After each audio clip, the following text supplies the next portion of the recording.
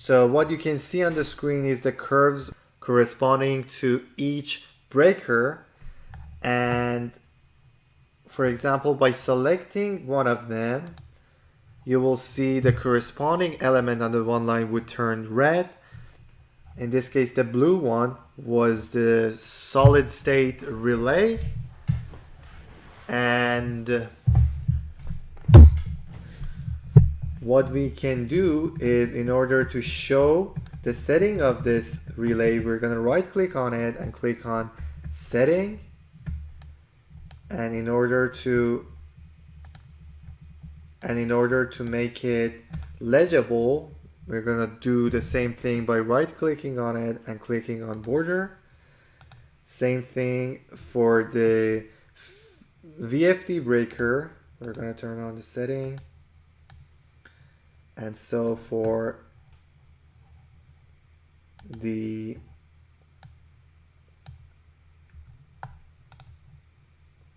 feeder breaker off of the load center 15 bus, border, and the setting. Okay, again, if it's big in terms of its font size, we can do the plot option again and make the font size a little bit smaller, change it to 6. Okay, now we do have a good picture. Okay, and what you can see, this little arrow here is the fault that we put, as you remember, on the bus upstream or VFD. So, which was called bus 5-1. So what it says, it's the amount of 22.139 kiloamp at 480 volt, and it is located on our bus 5-1.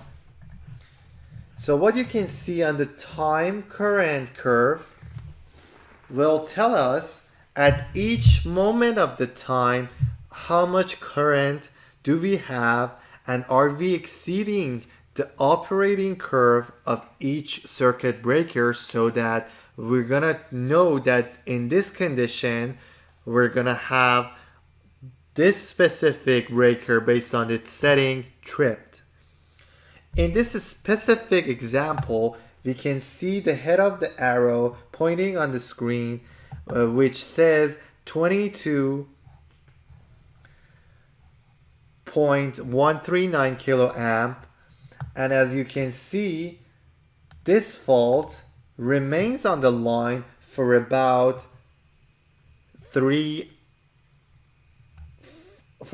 4 seconds. To get an exact pinpoint time versus current of each point on the plot, we can simply click on crosshair icon on the right hand toolbar, and by moving our cursor on the curve and the plot, we're gonna get the amount of current at each moment of time, as you can see. So by moving our cursor, let's move the setting for our relay for now a little bit up to the north. And now again, let's click on the crosshair and point it to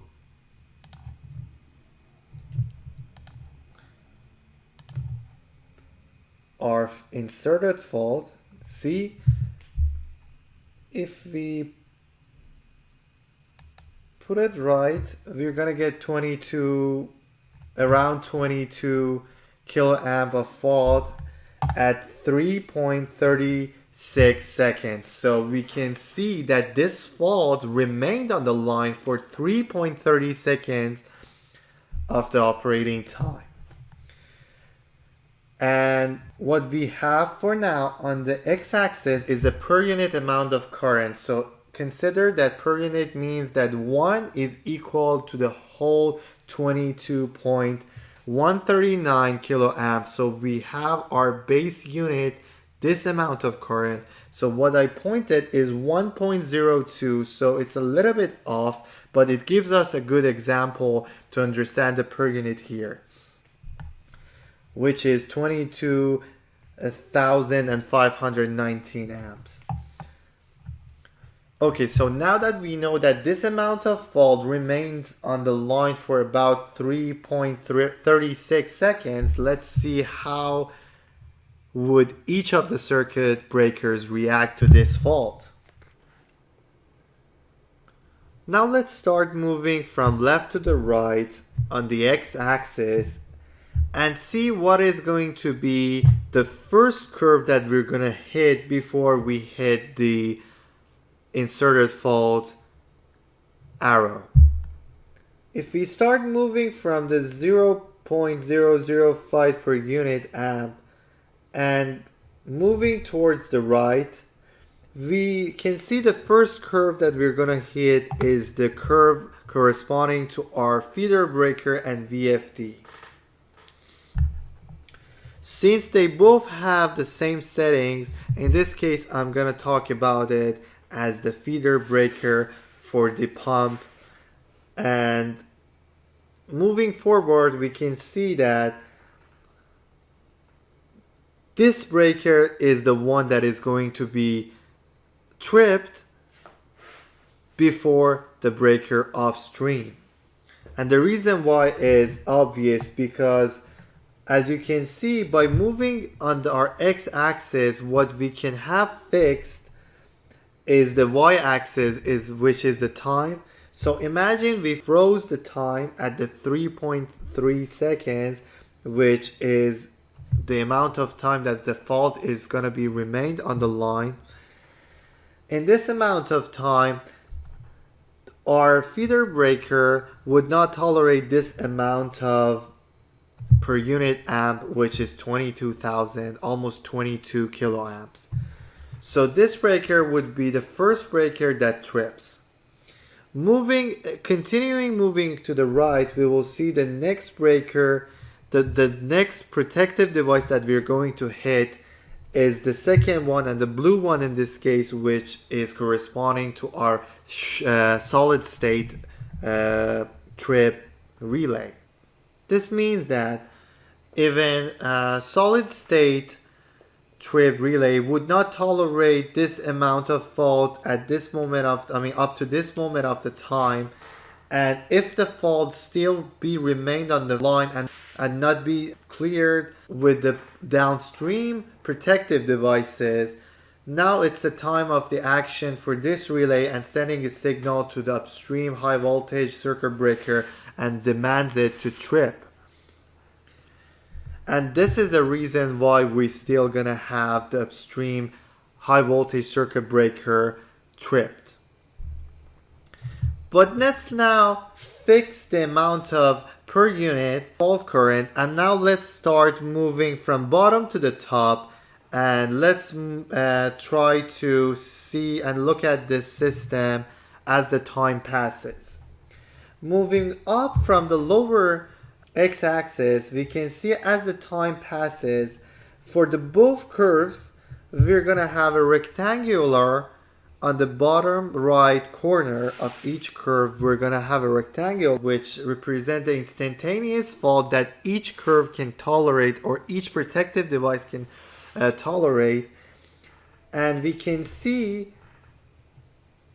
even at the first moment of the time, the amount of per unit fault current, which is 1, and it represents 22.139 kiloamps, is going to be tolerated with the first breaker up until the upper edge of this rectangular, the gray rectangular, which by putting another crosshair point on the intersection of our fault arrow and this edge, we can see that this amount of fault can be tolerated by the first breaker up until 0.05 second. It's about 50 milliseconds that this breaker can tolerate this amount of fault without tripping.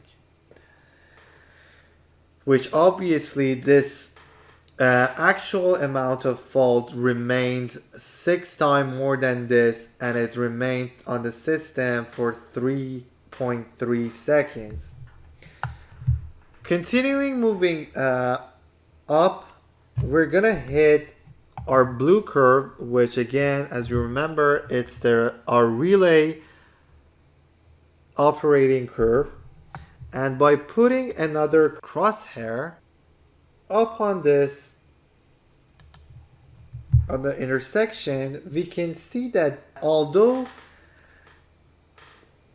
at this moment of time we are not on the instantaneous region, but again we are only allowed to have this amount of fault for 0.3 or 300 milliseconds. But again, this is far too less than what we have on the line, which is the actual faulted current. So that would demand the upstream high voltage breaker that in case that the fault is not yet being has not been yet cleared with the downstream protective devices, it will demand a high voltage circuit breaker to trip. Now I want to talk a little bit about the setting for each breaker and show how setting would affect the time current curve corresponding to each breaker. So if you, for example, take a look at our VFD breaker setting, we can see that we have a General Electric solid state trip breaker selected for this breaker, and the sensor is set to 400 amp, and the long time pickup is when that we're gonna have our rated amount of circuit breaker trip, which is equal to 400 amp. So in order to pinpoint this on our curve, we have to move along our curve and reach the moment that amount of current is equal to 400. There you go.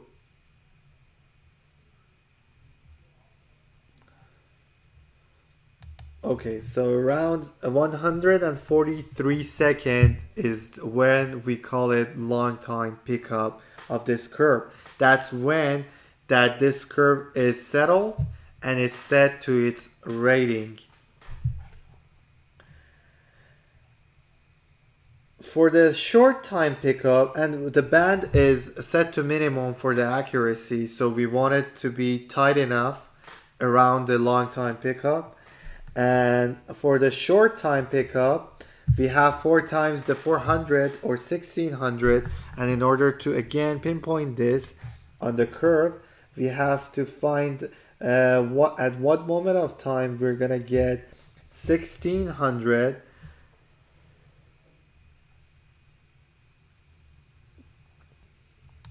Okay, so around 1.25 second is when we roughly are around our 1600. So 1.25 seconds is our short time pickup. And the amount of instantaneous being allowed is 12 times the 400, which is 48,000 amp.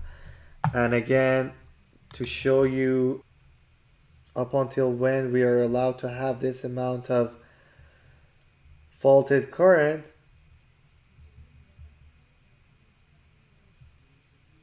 there it is. It's about 0.18 second or 185 milliseconds. So this can give you a good picture about how this curve works and how does the settings affect the operation condition of each breaker, and as we talked, this breaker would trip because of the fault is placed somewhere that is beyond the operating curve of this breaker.